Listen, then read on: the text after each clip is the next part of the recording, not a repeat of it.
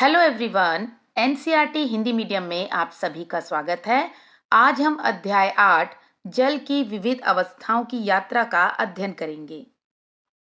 यदि पर्याप्त वर्षा नहीं होती है तो विशाल समुद्र भी सूख जाएंगे।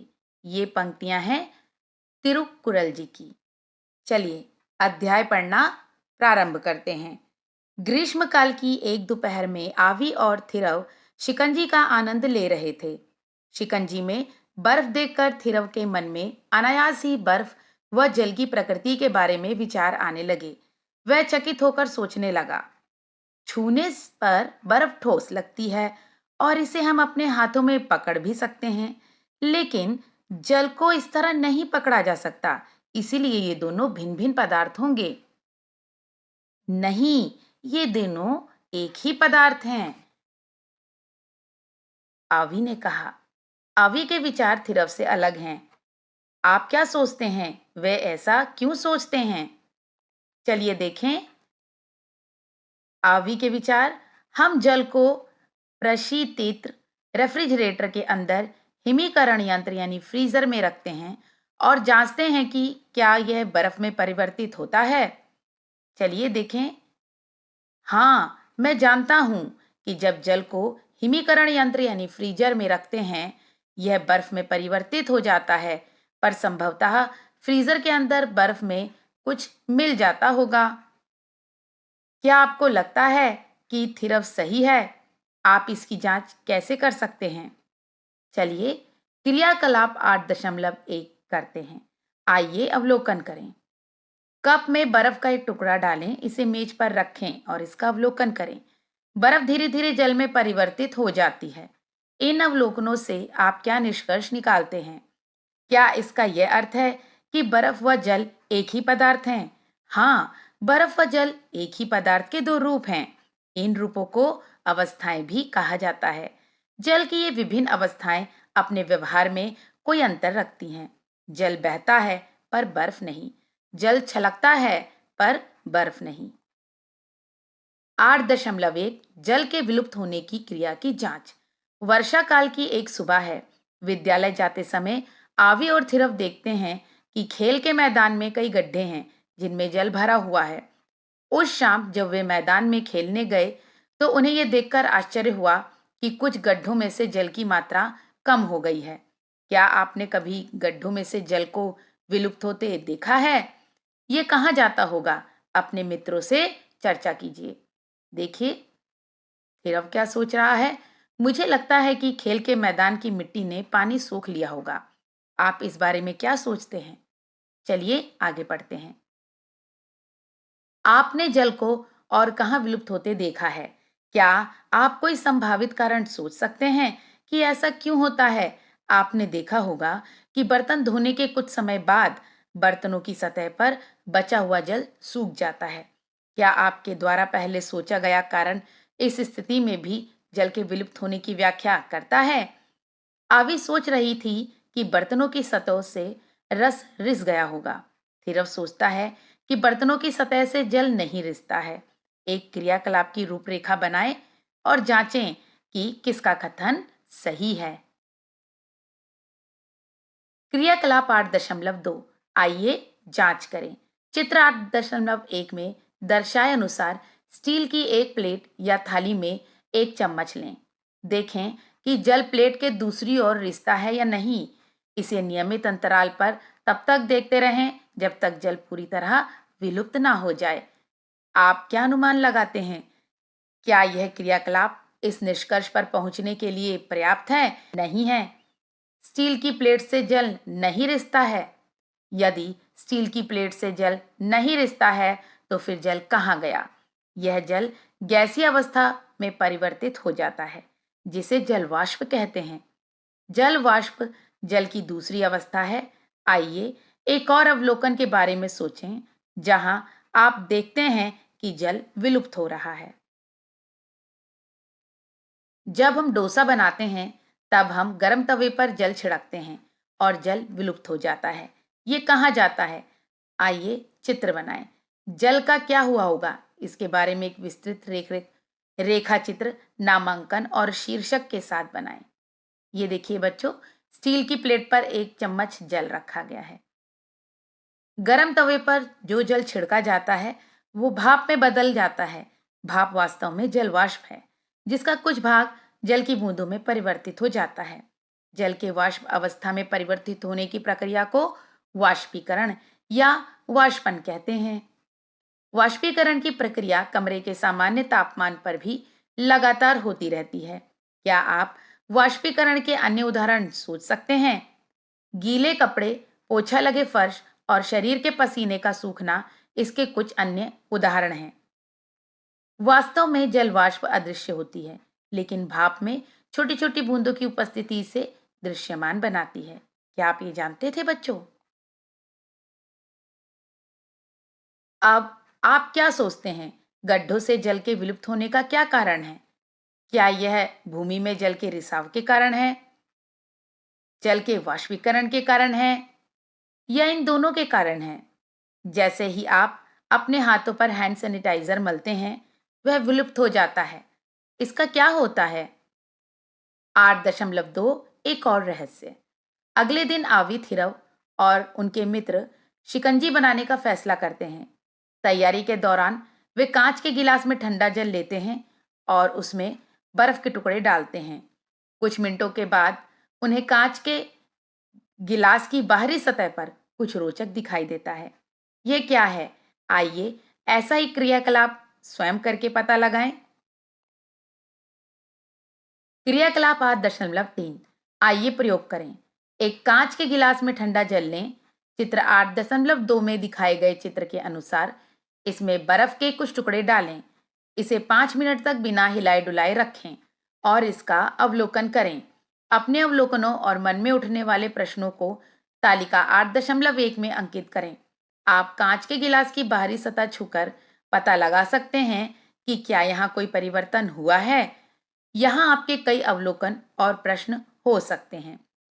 तालिका 8.1 अवलोकनों और प्रश्नों को अंकित करें। आपको बच्चों यहाँ आपके अवलोकन लिखने हैं और यहाँ पे आपके प्रश्न।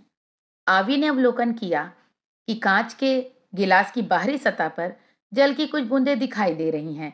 प्रारंभ में जल की छोटी बूंदें जमा होती हैं और ये बूंदें साथ मिलकर बड़ी बूंदों का निर्माण करती हैं। आप उपयुक्त प्रक्रिया को धातु के पात्र के साथ भी करके देख सकते हैं। आप यह जानने के लिए उत्सुक होंगे कि जल की बूंदें कहाँ से आ गईं। कांच के गिलास की बाहरी सतह पर जल की बूंदों की उपस्थिति को समझाते हुए उसके संभावित कारण बताएं। अपने मित्रों से चर्चा करें और इसके संभावित कारणों को चित्र 8.3 में लिखें। ये देखिए बच्चों, चित्र 8.3। यहाँ पर यह बालिका कह रही है, हो सकता है कि कांच के गिलास से बर्फ निकलकर पिघल गई हो। अब यहाँ पर बारी बारी आपको संभावित कारण यहाँ पे लिखने हैं। आप अपने मित्रों से जब चर्चा करेंगे तो वो जो भी जवाब देंगे वो आपको यहाँ लिखने हैं। यहाँ देखिए, इस बालिका का कहना है, मुझे लगता है कि कांच के गिलास से कुछ जल रिस गया होगा। यह बालक कह रहा है, नहीं, यह रिस नहीं सकता। कांच के गिलास में जल का स्तर कम नहीं हुआ है। ये बालिका कह रही है, यह कम हुआ होगा परंतु इतना भी नहीं हुआ होगा कि देखा जा सके। अब इस बालक का कहना है, एक लंबी और संकीर्ण बोतल में जल के स्तर में हुआ मामूली परिवर्तन भी सहजता से दिख सकता है। अब यहाँ देखिए, सामान्य ताप पर हम किसी और गिलास में जल ले सकते हैं और पता लगा सकते हैं कि कहीं जल का रिसाव तो नहीं हो रहा है। चलिए आगे पढ़ते हैं। इस विषय पर आपके पास भी विभिन्न संभावित कारण हो सकते हैं। आप दूसरों के कारणों से सहमत और असहमत हो सकते हैं। आवी और थिरव ने भी कई संभावित कारणों पर चर्चा की। आप इन संभावित कारणों के विषय में क्या सोचते हैं, जिनका उल्लेख चित्र 8.4 में किया गया है? उपयुक्त तर्क पर चर्चा करते रहें और इस चर्चा में सहायता करने वाले साक्ष्य खोजने के लिए क्रियाकलाप संचालित करें। सोचें कि ऐसी जल की बूंदें आपने और कहाँ देखी हैं। आपने पौधों पर ओस की बूंदें देखी होंगी। हमें सुबह के समय ओस की बूंदें अधिक क्यों दिखाई देती हैं? जब हम आधे भरे बर्तन में जल उबालकर उसे स्टील की प्लेट से ढक देते हैं तो जल की कुछ बूंदें प्लेट की भीतरी सतह पर जमा हो जाती हैं। ये जल की बूंदें कहाँ से आती हैं? इस बारे में आप क्या सोचते हैं? बच्चों, यह पौधे पर ओस की बूंदें हैं। इन्हें ध्यान से देखिए। ये हैं ओस की बूंदें। चलिए आगे बढ़ते हैं। जब वायु में विद्यमान जल वाष्प ठंडी सतह के संपर्क में आती है तो जल की बूंदें बनती हैं। जल वाष्प के द्रव अवस्था में परिवर्तन की प्रक्रिया संघनन कहलाती है। जल के संघनन प्रक्रिया को समझने के बाद क्रियाकलाप 8.3 पर पुनः विचार करें। क्या क्रियाकलाप 8.3 में कांच के गिलास की बाहरी सतह पर दिखाई देने वाला जल भी संघनन के कारण हो सकता है? आइए एक क्रियाकलाप के माध्यम से इसकी जांच करें। क्रियाकलाप 8.4, आइए मापन करें। आवी और थिरव अपने कारणों के साक्ष्य खोजने के लिए एक क्रियाकलाप करते हैं। आप भी निम्नलिखित चरणों का पालन कर क्रियाकलाप कर सकते हैं। अपने आंकड़ों को तालिका 8.2 में अंकित करें। जल और बर्फ के टुकड़ों से आधा भरा हुआ कांच का गिलास लें। एक छोटी स्टील की प्लेट से इसे ढक दें और डिजिटल तराजू पर तौलें। प्रत्येक 5 मिनट पर तराजू की रीडिंग का अवलोकन कर उसे अंकित करें। 30 मिनट तक अवलोकन करने के बाद आंकड़े एकत्रित कर तालिका 8.2 में अंकित करें। पूर्वानुमान लगाएं कि डिजिटल तराजू पर रखे ठंडे जल के द्रव्यमान पर क्या प्रभाव पड़ा होगा। क्या ये बढ़ेगा, घटेगा या समान रहेगा? तालिका 8.2 संघनन के प्रयोग में डिजिटल तराजू द्वारा द्रव्यमान मापन। बच्चों, आपने जो कांच के गिलास को डिजिटल तराजू पर रख के तौला है उसे इन इन समय पर तौलें, जैसे कि तुरंत रखते समय, 5 मिनट बाद, 10, 15, 20, 25 और 30 मिनट बाद। और आपको जल का द्रव्यमान यानी उसका भार यहाँ पर लिखना है। चलिए आगे पढ़ें। क्या आपके निष्कर्ष आपके पूर्वानुमानों से मेल खाते हैं? अपने प्रेक्षणों की व्याख्या करें। देखें करने के लिए कुछ और। ये बालिका का क्या कहना है? वायु में जलवाष्प की मात्रा को आर्द्रता भी कहा जाता है। आपके क्षेत्र के दैनिक आर्द्रता आंकड़ों को समाचार पत्रों और अन्य स्रोतों में बताया जाता है। एक वर्ष के आंकड़े संकलित करें और यदि कोई पैटर्न है तो उसका अध्ययन करें। आपने कांच के गिलास पर जल की कुछ बूंदें देखी होंगी। वायु से जल वाष्प कांच के गिलास की ठंडी सतह के संपर्क में आती है और संघनन के कारण कांच के गिलास पर जल की बूंदों में परिवर्तित हो जाती है। डिजिटल तराजू पर ली गई रीडिंग अब बढ़ गई है। क्या हम ये निष्कर्ष निकाल सकते हैं कि जल का रिसाव गिलास की सतह से नहीं हो रहा है? क्या हम यह भी निष्कर्ष निकाल सकते हैं कि गिलास के बाहर एकत्रित जल केवल संघनन के कारण है? नहीं, हम क्रियाकलाप 8.4 से ऐसा निष्कर्ष नहीं निकाल सकते। आप यह दिखाने के लिए और क्या कर सकते हैं कि कांच के गिलास से जल नहीं रिस रहा है। उत्तर खोजने के लिए आप क्रियाकलाप 8.4 में क्या बदलाव करेंगे? निम्नलिखित संशोधन के साथ क्रियाकलाप 8.4 को दोहराएं। कांच के गिलास पर जल के स्तर को एक स्थायी मार्कर या पारदर्शी टेप से चिन्हित करें। आप क्या अवलोकन करते हैं? कांच के गिलास में जल का स्तर नीचे नहीं जाता, बल्कि अतिरिक्त जल कांच के गिलास की बाहरी सतह पर जमा हो जाता है। आप इससे क्या निष्कर्ष निकाल सकते हैं? यह क्रियाकलाप दर्शाता है कि कांच के गिलास से जल नहीं रिस रहा है और संघनन के कारण अतिरिक्त जल एकत्रित हो रहा है। 8.3 जल की विभिन्न अवस्थाएं क्या हैं? जल एक ऐसा पदार्थ है जिसकी 3 अवस्थाएं हमारे दैनिक जीवन में देखी जा सकती हैं। ठोस अवस्था में यह बर्फ के रूप में विद्यमान रहता है। गर्म करने पर बर्फ पिघलकर द्रव अवस्था में परिवर्तित हो जाती है और अधिक गर्म करने पर जल अपनी गैसीय अवस्था में परिवर्तित हो जाता है। आइए जल की विभिन्न अवस्थाओं के गुणों की पहचान करने के लिए क्रियाकलाप 8.5 करते हैं। क्रियाकलाप 8.5, आइए पहचान करें। एक पात्र में बर्फ का एक टुकड़ा डालें और इसे एक दूसरे आकार के पात्र में स्थानांतरित करें। आप बर्फ के टुकड़ों के आकार में क्या परिवर्तन देखते हैं? अपने अवलोकनों को तालिका 8.3 में अंकित करें। जल को एक पात्र से अलग आकार वाले दूसरे पात्र में डालें। अवलोकन करें कि बर्फ की तुलना में जल का व्यवहार कैसा है और उसे अंकित करें। क्या आपने ध्यान दिया कि जल एक पात्र से दूसरे पात्र में कैसे प्रवाहित हो जाता है? इसके आकार का क्या होता है? एक साफ सतह पर जल डालें और देखें कि यह कैसे फैलता है। जब जल अपने जलवाष्पीय रूप में परिवर्तित हो जाता है, तो यह जल वाष्प कैसे प्रसारित होती है? इसकी तुलना जल के प्रसारण व्यवहार से करें। ये देखिए बच्चों, ये तालिका 8.3 है। जल की विभिन्न अवस्थाओं की तुलना। आपको गुण देखना है। आकार, बर्फ में आकार कैसा था? ठोस अवस्था में, जल में, द्रव अवस्था में, जलवाष्प में, गैसीय अवस्था में। बहने की क्षमता बर्फ में नहीं होती, जल में होती है, जलवाष्प में नहीं। फैलने की क्षमता बर्फ में नहीं होती, जल में होती है और जलवाष्प में काफी होती है। चलिए आगे पढ़ते हैं। ठोस, द्रव और गैसीय अवस्था में जल के गुणों में क्या क्या अंतर है? बर्फ ठोस अवस्था अपना आकार बनाकर रखती है, चाहे उसे किसी भी पात्र में रखा जाए, जबकि जल उसी पात्र का आकार ले लेता है जिसमें उसे डाला जाता है। बर्फ बहती और फैलती भी नहीं है। जल यानी द्रव अवस्था बहता है और अपना आकार बदलता है। जल का कोई निश्चित आकार नहीं होता है, ये जिस पात्र में रखा जाता है उसी का आकार लेता है। लेकिन जल का आयतन स्थिर रहता है। क्या जल में भी फैलने का गुण होता है? हाँ, जल में आयतन स्थिर रखते हुए फैलने का गुण भी होता है। जलवाष्प गैसीय अवस्था समस्त उपलब्ध स्थान में फैल जाने का गुण प्रदर्शित करती है। गैस निश्चित आकार धारण नहीं करती है। जलवाष्प सामान्य ताप पर भी विद्यमान रहती है। यद्यपि यह हमारे लिए अदृश्य है, यह हमारे आसपास की वायु में विद्यमान है।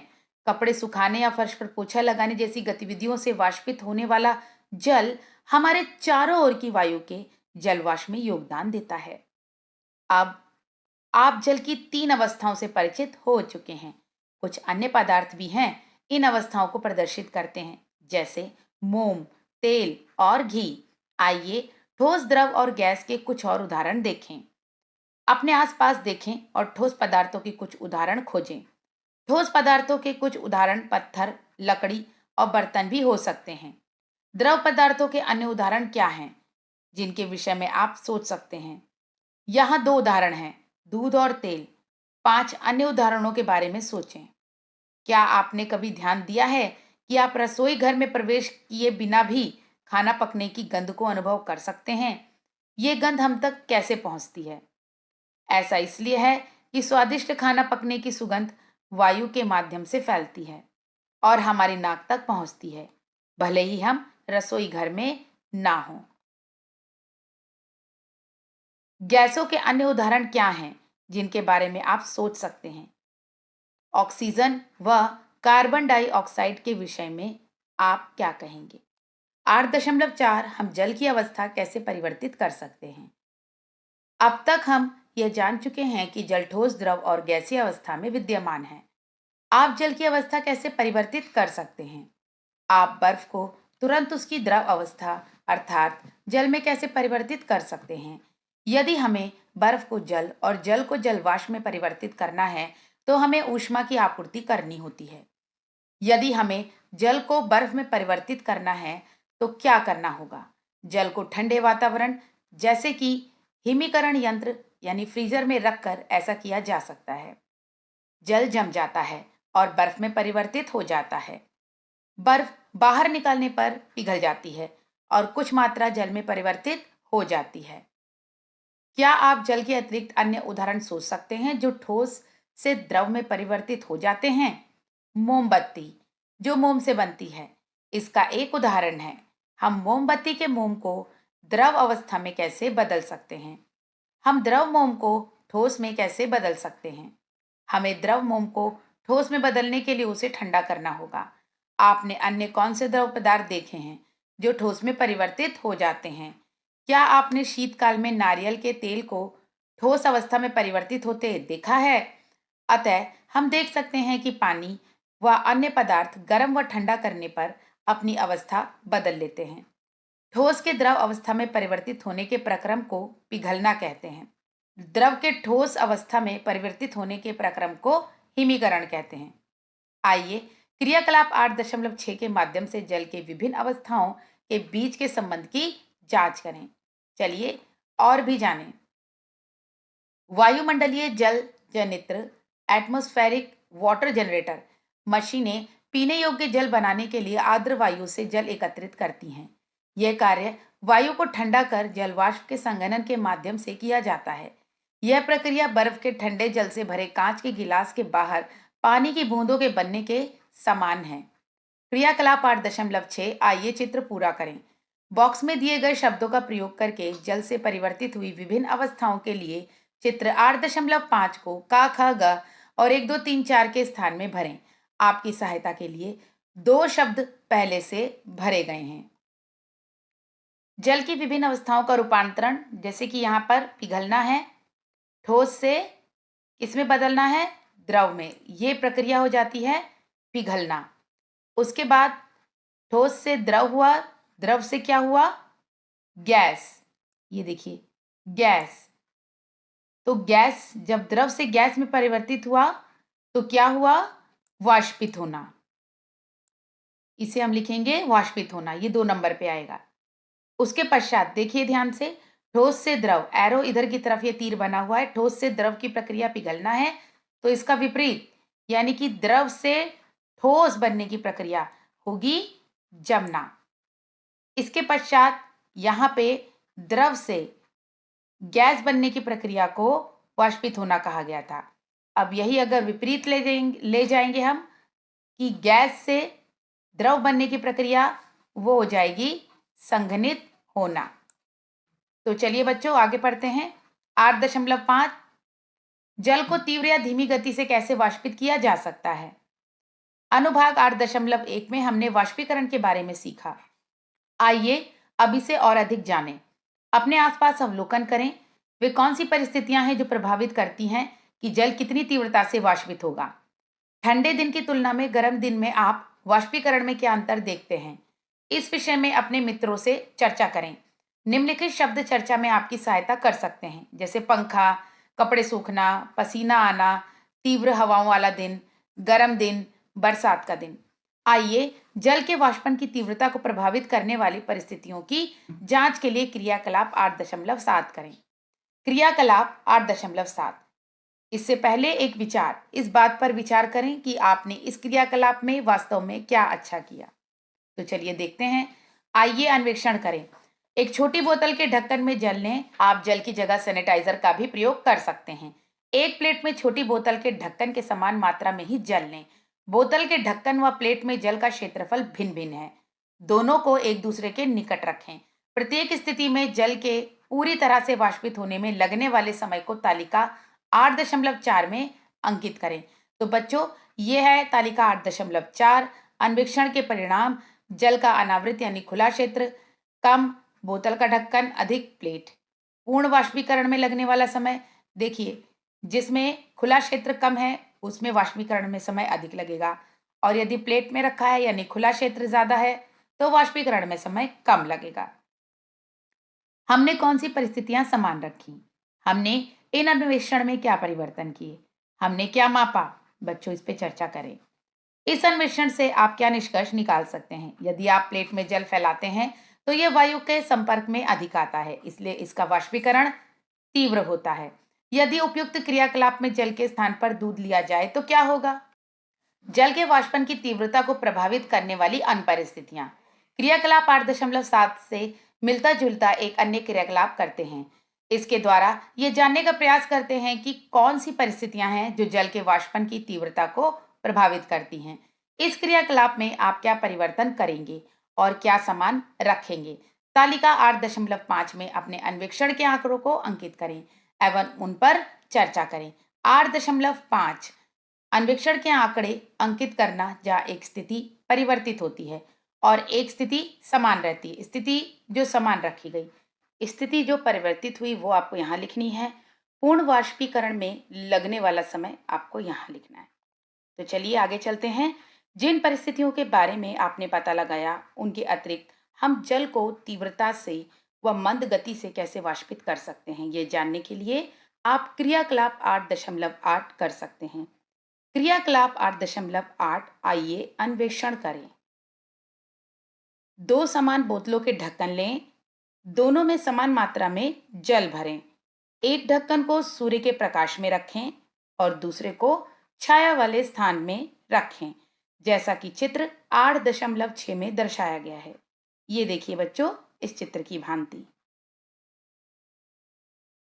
प्रत्येक 15 मिनट के बाद दोनों ढक्कनों का अवलोकन करें। प्रत्येक स्थिति में जल के पूरी तरह से वाष्पित होने में लगने वाला समय अंकित करें। आप इस गतिविधि को किसी हवा वाले दिन या बरसात वाले दिन दोहराएं और अपने अवलोकन अंकित करें। क्रियाकलाप 8.8 और अन्य समान अनुभवों से आप क्या निष्कर्ष निकालते हैं? छाया वाले स्थान में रखे ढक्कन की तुलना में सूर्य के प्रकाश में रखे हुए ढक्कन से जल तीव्रता से वाष्पित हो जाता है। प्रायः तेज धूप वाले दिनों में कपड़े जल्दी सूख जाते हैं। क्या तेज हवा वाले दिन कपड़े जल्दी सूखते हैं या धीमी गति से? प्रायः ये देखा गया है कि तेज हवा वाले दिन कपड़े जल्दी सूख जाते हैं। हवा की गति बढ़ने से जल तीव्रता से वाष्पित होता है। चलिए आगे देखते हैं।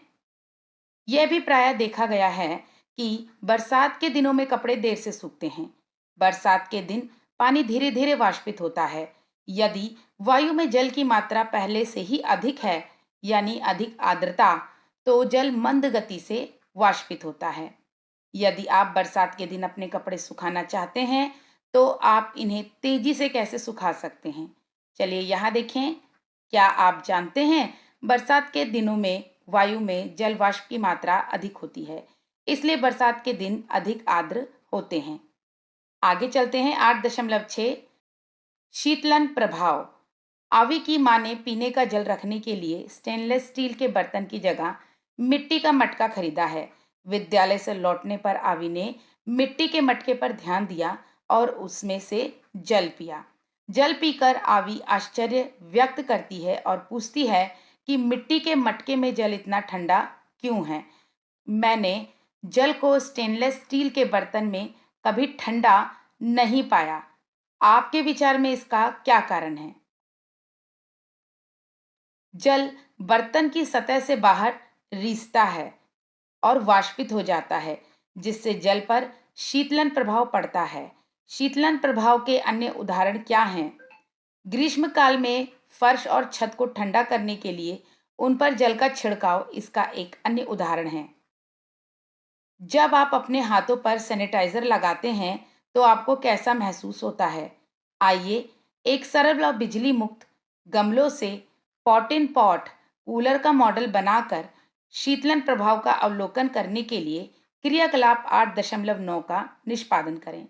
आइए देखें ये बालिका क्या कह रही है। अब मैं समझ सकती हूँ कि पंखे के नीचे बैठने से हमें ठंडक क्यों अनुभव होती है।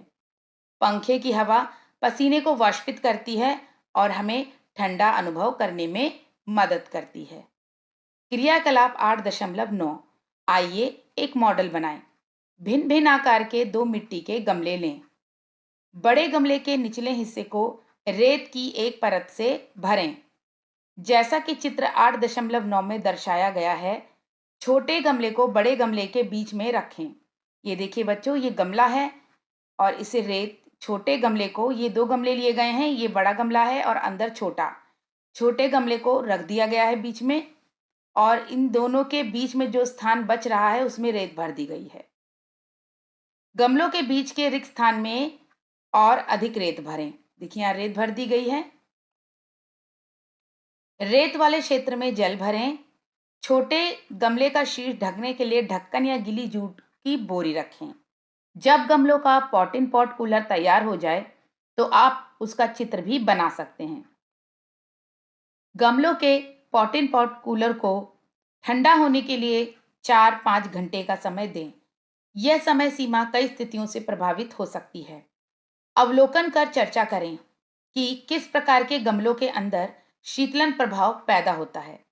कूलर में रखे फलों और साग सब्जी की ताजगी की जांच के लिए उनका 1 सप्ताह तक प्रतिदिन अवलोकन कीजिए। रेत नम रखने के लिए आपको नियमित रूप से उसमें जल का छिड़काव करना होगा। इसमें साग और फलों को कितने दिनों तक ताजा रखा जा सकता है? वह कौन सी स्थितियां होंगी जो इन दिनों की संख्या को प्रभावित कर सकती हैं? बेहतर शीतलन के लिए हम रेत के स्थान पर और क्या प्रयोग कर सकते हैं? आप सभी इस अनोखे मिट्टी के पात्र से परिचित होंगे जिसे सुराही कहा जाता है।